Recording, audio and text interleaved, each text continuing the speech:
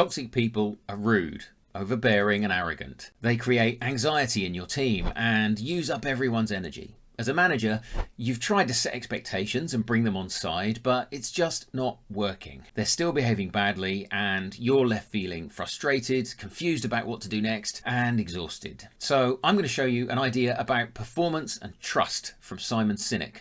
That is the reason what you're trying isn't working, and the key to actually getting these people to play nice. So if you're Simon Sinek, you get to do really cool things like go and talk to the Navy SEALs about how they pick the teams for the most dangerous and difficult missions. And these guys drew a chart for Simon that has performance and trust. And they started to talk about where different people sit in this chart. Up here, these folks are easy. High performance, high trust. They're this guy. We love them. Down a bit and you've got lower performance but still high trust. They're not superheroes, but they're great at creating environments in which people work together well and succeed. Down here you've got low performance and low trust, and let's face it, we shouldn't be trying to hire those guys in the first place, right? I mean, can you imagine this fella joining the Avengers? No.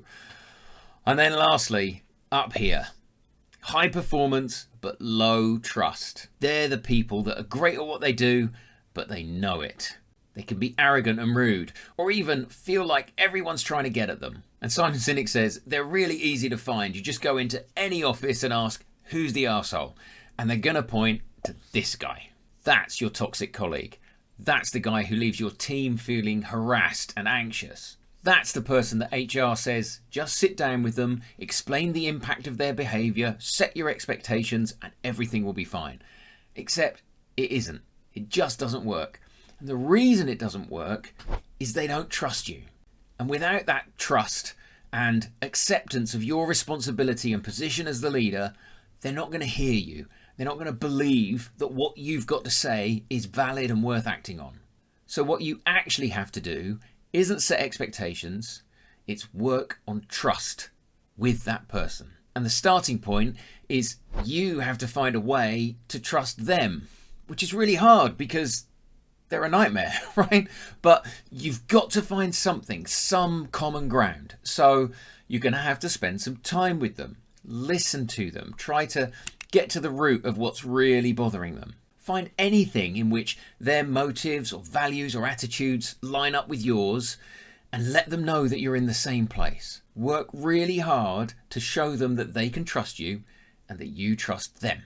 Because it's only when you've established that trust that they're going to listen to you when you say things like, you know what you said to John in that meeting today? That was really out of order. You need to apologise to him. When they trust you, they'll start hearing you and believing what you say and acting on it. And look, you're not going to get them all the way there. You're not going to turn Tony Stark into Steve Rogers. Just not going to happen.